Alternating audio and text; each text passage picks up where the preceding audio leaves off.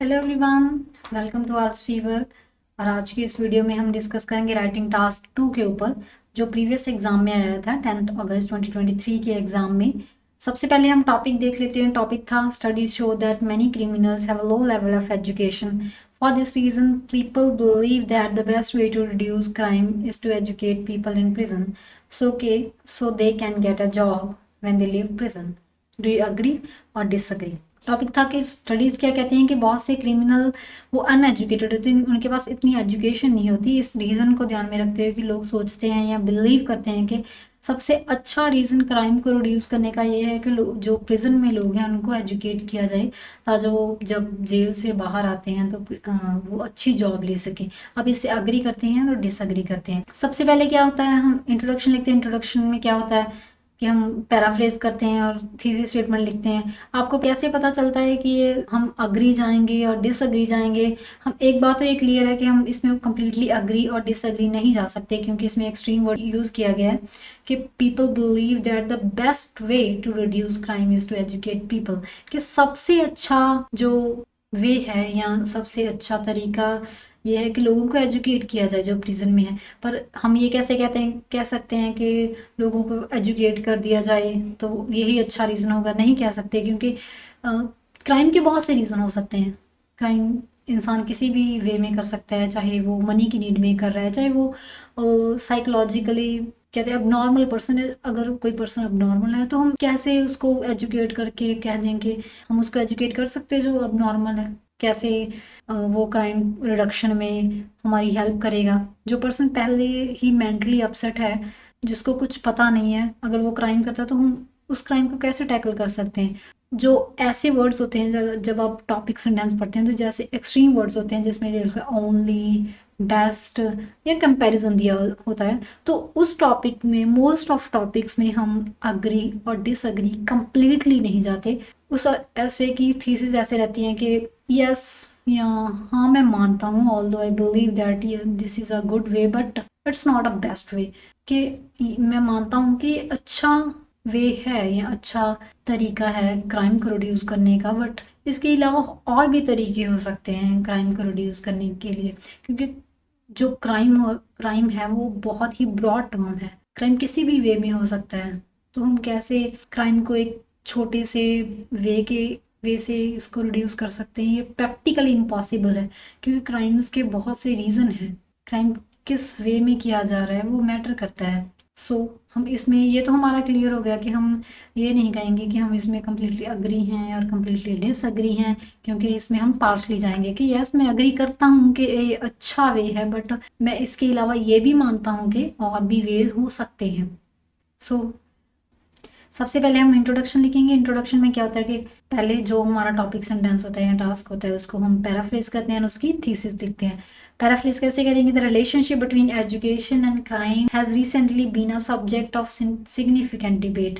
वो कहते हैं कि क्राइम और एजुकेशन का जो रिलेशन है वो एक डिबेट का टॉपिक है। It is often argued that, ये आम कहा जाता है इंडिविजुअल के द्वारा, that individual with low level of education, कि जो लोगों के पास कम एजुकेशन है और more likely to engage in criminal activities, वो ज़्यादा क्रिमिनल एक्टिविटीज़ में एंगेज होते हैं। As a result there is a prevailing belief that, इसका रिजल्ट क्या है कि लोगों का मानना है कि that offering education to prisoners could be an effective strategy for reducing crime rates.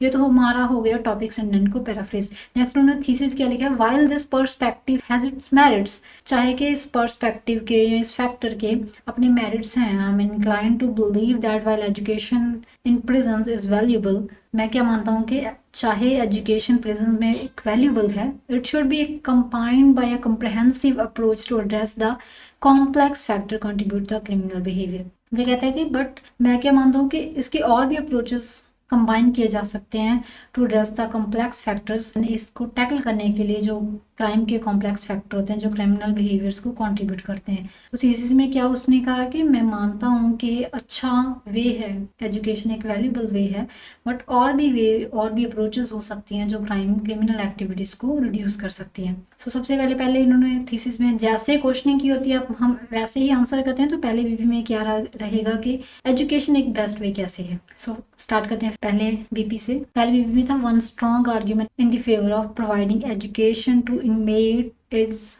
The potential for breaking the cycle of crime.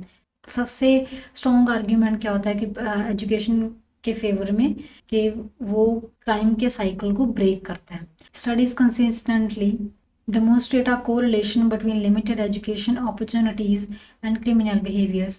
वो जो स्टडीज़ हैं वो लगातार ये रिलेशन क्रिएट करती हैं कि जो क्रिमिनल बिहेवियर है और जॉब अपॉर्चुनिटीज़ हैं वो लिंक करती हैं आपस में। कैसे लिंक करती है? अगर जैसे मैंने आपको पहले बताया था, अगर कोई अनएजुकेटेड है, उसके पास सोर्स ऑफ इनकम नहीं है, तो वो अपने बेसिक नीड्स को फुलफिल करने के लिए क्या करेगा? क्रिमिनल एक्टिविटीज़ करेगा to complete the fulfil of his need या to complete the greed of his money.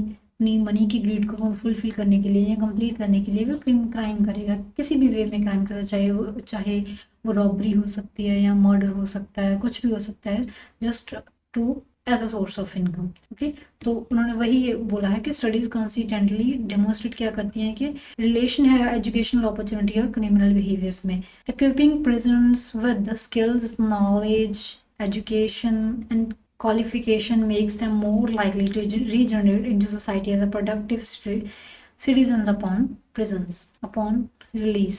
equipping with एक phrasal verb होती है equip with या equipping with, उस सब्जेक्ट उन्होंने बीच में लिख दिया कि equipping prisons with के prisons जुड़े। equipping with का मीन्स मतलब होता है कि जुड़े होना। प्रिजन्स जिसमें एक स्किल्स हों, नॉलेज हों, क्वालिफिकेशन हों, उन्हें क्या बनाती है? एक सोसाइटी का अच्छा मेंबर बनाती है, एक प्रोडक्टिव सिटीजन बनाती है उसकी, जब वो रिलीज होते हैं।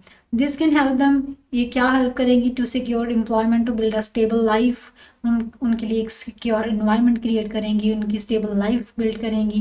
Reducing the likelihood of returning the criminal activities, और उनका क्राइम की एक्टिविटीज़ में दोबारा जाना उस इच्छा को रिड्यूस कर देंगी। तो यहाँ तक तो हमारा एक आइडिया कवर हो गया कि वो कैसे शुरू किया उन्होंने अपना आइडिया एंड कैसे उसको स्पेसिफिक किया, कैसे उसको मोर स्पेसिफिक किया, है ना। कितनी अच्छा कोहेजन है इसमें कि उन्होंने अपना आइडिया स्टार्ट किया। कैसे स्टार्ट किया कि कोरिलेशन है एजुकेशनल अपॉर्चुनिटी के बीच में एंड क्रिमिनल एक्टिविटीज़ के बीच में एंड क्रिमिनल बिहेवियर के बीच में।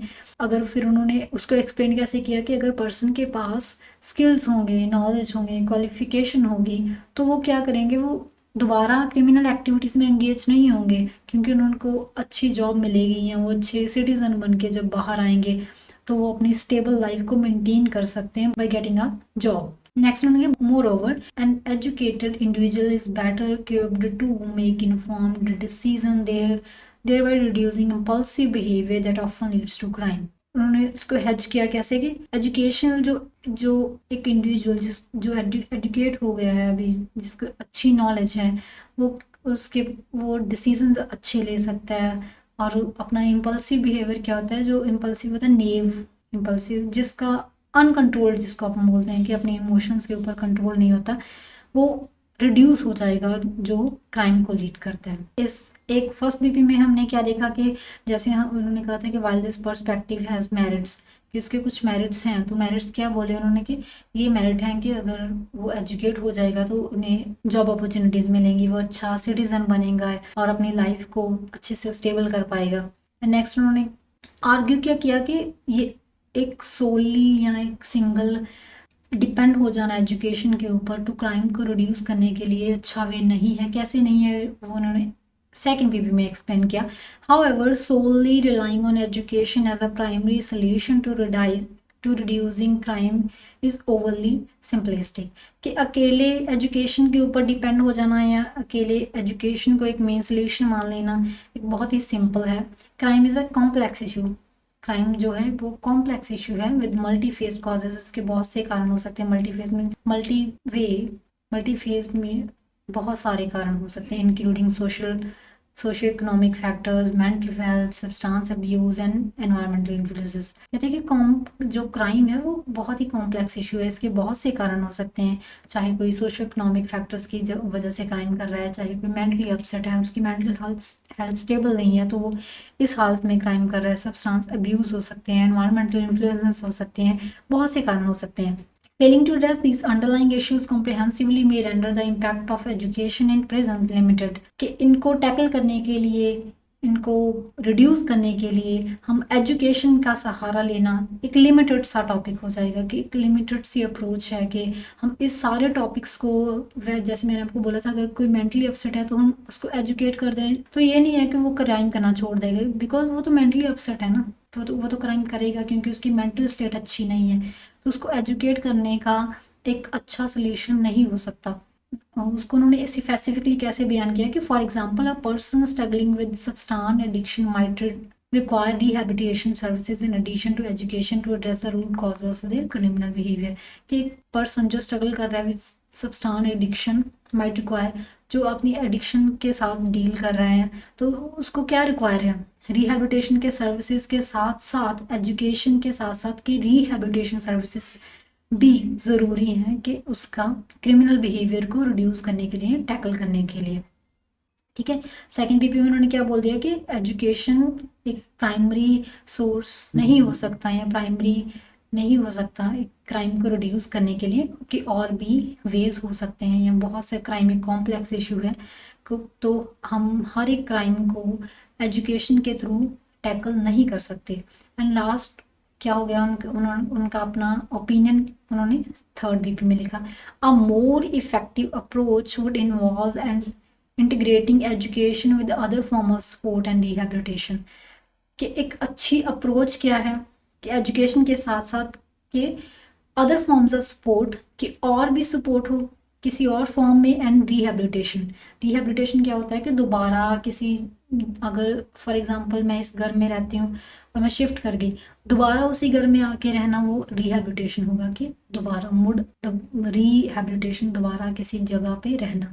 तो अगर वो प्रिजन से, मान लो अपने घर से प्रिजन में है ना, प्रिजन में दोबारा उन्हें अपनी लाइफ में एंटर करना है, तो वो रिहैबिलिटेशन हो जाएगी। कि एजुकेशन के साथ साथ और सपोर्ट भी ज़रूरी है और रिहैबिलिटेशन भी ज़रूरी है।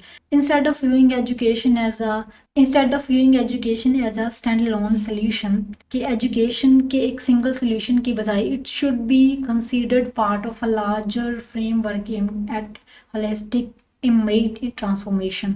कि और क्या हो सकता है कि एजुकेशन के सोल्यूशन को छोड़ के और क्या हो सकता है कि उनका होलिस्टिक इमेज ट्रांसफॉर्मेशन किया जाए। होलिस्टिक मतलब जो थ्योरी के सारे पार्ट कवर हो, इमेट हो जो एक कैटेगरी से बिलोंग करता है, ट्रांसफॉर्मेशन मतलब जो पर्सन अभी अभी जेल से आया तो उसकी ट्रांसफॉर्मेशन करने में जो चीज़ हेल्प करें, वो उसको होलिस्टिक इमेज ट्रांसफॉर्मेशन कहते हैं। कि उनको पर्टिकुलर कैटेगरी से बाहर आने के लिए जो उनको अप्रोचेस आप देते हैं, या जो भी आप उनके लिए प्रोवाइड करेंगे, जो सर्विसेज देंगे, तो वो भी एक अच्छे से वर्क करेगा। कॉम्प्रिहेंसिव रिहैबिलिटेशन प्रोग्राम्स के बहुत से डीप या बहुत wide rehabilitation programmes addressing mental health को एड्रेस करेंगे। एड्रेसिंग मीन्स टैकल करेंगे addiction, job training, comprehensive rehabilitation programs addressing mental health, addiction, job training and family integration would contribute to more successful re-entry into society। कि ये part है उनके mental health को improve करना, addiction,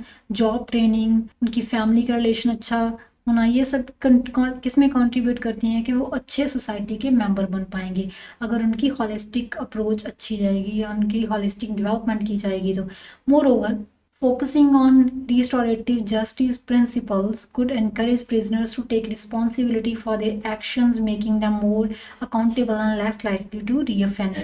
कि अगर उनको जस्टिस प्रिंसिपल्स बारे बोला जाए या बताया जाए, और ताजो कि अच्छे से अपनी रिस्पॉन्सिबिलिटीज़ टैकल कर सकें, अच्छे डिसीजन ले सकें और क्राइम में दोबारा एंटर ना करें। तो पहले बीपी में क्या चल रहा था हमारा कि एजुकेशन कैसे बेस्ट है, सेकंड बीपी में क्या आया था कि एजुकेशन अकेली कैसे बेस्ट नहीं है, एंड थर्ड में उन्होंने अपने ओपिनियन में क्या बोला कि एजुकेशन के साथ साथ और भी रिहैबिलिटेशन जैसे हो गया या अदर जैसे होलिस्टिक इमेज ट्रांसफॉर्मेशन, ये और अदर फैक्टर्स भी उतने ही इम्पॉर्टेंट हैं जितना कि एजुकेशन इम्पॉर्टेंट है। तो क्लियर हो गया ये 8 पर प्लस कैसे गया, इसमें बहुत अच्छे वर्ड यूज़ किए गए हैं, बहुत अच्छी वोकैब है इसमें, एलोकेशंस बहुत अच्छे हैं, जैसे टास्क क्वेश्चन किया गया है वैसे ही इसका आंसर किया गया है। सबसे बेस्ट पार्ट यही रहता है अगर आप टास्क रिस्पॉन्स से बात करते हैं, अगर जैसे क्वेश्चन पूछा गया हो अगर आप उसी तरीके से उसका आंसर करते हैं तो वो आप 7+, 8+ ले सकते हैं बड़ी आसानी से। लास्ट हमारा आगे in conclusion, the correlation between education and crime can't be denied, कि एजुकेशन में एंड क्राइम का जो रिलेशन है उसे हम डिनाई नहीं कर सकते। And providing education to prisoner is undoubtedly a step in the right direction. And कहते बिना बजाय किसी शक के एक एजुकेशन प्रोवाइड करना प्रिजनर्स को एक बहुत अच्छा स्टेप है। हाउएवर इसके अलावा it should be considered as a part of broader strategy, कि एक ब्रॉडर स्ट्रेटजी का पार्ट हो सकता है। Crime reduction requires a multi pronged approaches, कि क्राइम बहुत सी अप्रोचेस, मल्टी फेस्ड अप्रोचेस कहते हैं, मल्टी प्रोन्ड में multiple approaches, encompassing education, rehabilitation, mental health support and reintegration programmes. कि और क्या अप्रोचेस हो सकते हैं, कि कहते हैं एजुकेशन को क्राइम को रिड्यूस करने के लिए एजुकेशन के साथ साथ अदर अल्टरनेटिव्स भी बेनिफिशियल होते हैं क्राइम को रिड्यूस करने के लिए। सो ये था हमारा आज का टॉपिक, मैंने आपके साथ शेयर किया 8+ बैंड ऐसे। इसमें किसी पूरे ऐसे में सेंटेंस स्ट्रक्चर बहुत ही डिफरेंट है, बहुत अच्छे से इन्होंने अपने राइटिंग टास्क 2 को डेवलप किया और कितने डीपली बताया कि एजुकेशन कैसे बेस्ट है और कैसे बेस्ट नहीं है, अपना ओपिनियन बताया। Thank you guys for watching this video. I hope आपने ये इन्जॉय किया होगा और आपको समझ में आया होगा कि 8+ बैंड ऐसे या 7+ बैंड ऐसे कैसे लिखते हैं और कैसे डेवलप करते हैं, कैसी सेंटेंस फॉर्मेशन रहती है, कैसी वोकेबलरी रहती है।